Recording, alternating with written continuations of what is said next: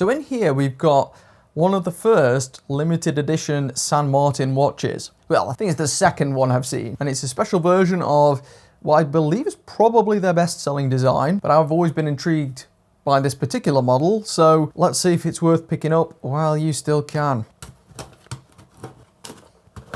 Oh, come on. I've just been wrestling with it for about 2 minutes. Yeah, it turns out I just opened it from the wrong side, but let's have a look. Nice tools. We don't buy a watch for the tools. It's the new San Martin packaging. Nice and compact. And there we are. So we have a very traditional looking model here. Let's take a closer look. Now this is the Year of the Dragon edition of the SN0129. I just like cool stuff like this. It's maybe a bit bordering on gimmicky, admittedly. As you can see, we have this extreme, super traditional red Chinese style in here. Now they previously released another version of this, which was super popular.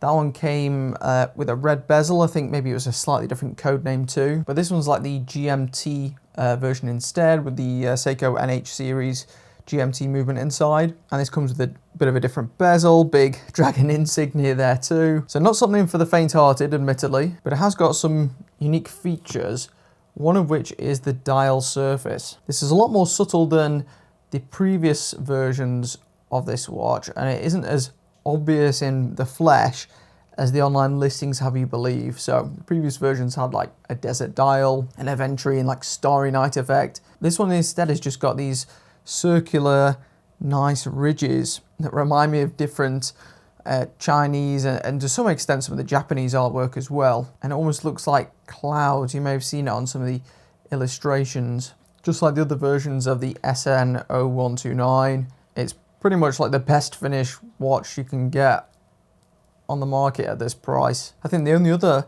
brand in recent times that comes close to this particular San Martin in terms of finishing for the money is the Erebus Ascent, actually, by the YouTuber Jody from Just One More Watch. That watch is pretty much as well finished as this, but you certainly won't get it any better. Let's take a closer look at that bracelet. We'll go through the sizing, show you what it looks like on wrist. This is more of your run-of-the-mill bracelet compared to the previous San Martin I unboxed. Polished central link, polished sides, brushed edges, got aggressively curving lugs like on the other SN0129 models, and there's just a look from a medium distance. It is a good looking watch, even this version with the unusual bezel. It's got all the high-end specs, 316L steel case, looks great, sapphire crystal, and that aforementioned movement. It's got a screw back. This one's 10 ATM water resistance, and I won't put it past San Martin to actually be telling the truth on this one. It feels pretty sturdy. Let's have a look at the sizing. So it's about the same as the other one, yeah. It effectively wears like a 39.5mm watch. With the bulges, it measures a bit more across, but really it's about 39.5mm. And it's got a nice compact lug to lug. Let's have a look, 46.4-ish, so pretty versatile. This is kind of like the exact opposite of the SN0130 that I recently unboxed. This is much more bright and flashier, and in an unusual way, it might suit me more. It looks surprisingly slick. It feels like something that you'd see a member of the Yakuza wearing or something. There's something about this watch that looks gangster or bling bling. They don't make any like gold coloured watches, San Martin, to my knowledge. This is about the closest you'll probably get. On wrist it looks decent. I think maybe the dragon is a bit much for me and a bit too big. But yeah, I like it. And I did like it from the images, to be honest, before anyway. The only thing I have noticed is, be it like a couple of the other San Martins I've reviewed, we have a stiff link at the end here, which is one of the only problems I have with these watches.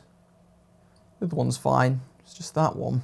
The dial of the watch doesn't seem to have any problems. And let's just... there we go. Move it forward just so that the date wheel is in position. There we go, nice screw down crown. Overall, pretty funky watch. This is limited to only 200 pieces. According to San Martin, there's currently only 40 left. I'm not sure if this is something they do every year to celebrate like the different animal for each year. I'm guessing perhaps so. If you're interested, it's affiliate linked in the video description. They haven't paid me to say anything about this watch, but they did send it in, so thanks to them. The only thing I'm not super keen on straight out of the box is the font choice on the Rehaut, who knows how to pronounce that, but it looks kind of like a dodgy version of Times New Roman. That's literally the only eyesore really here. I wish they could change that if they make something similar in the future.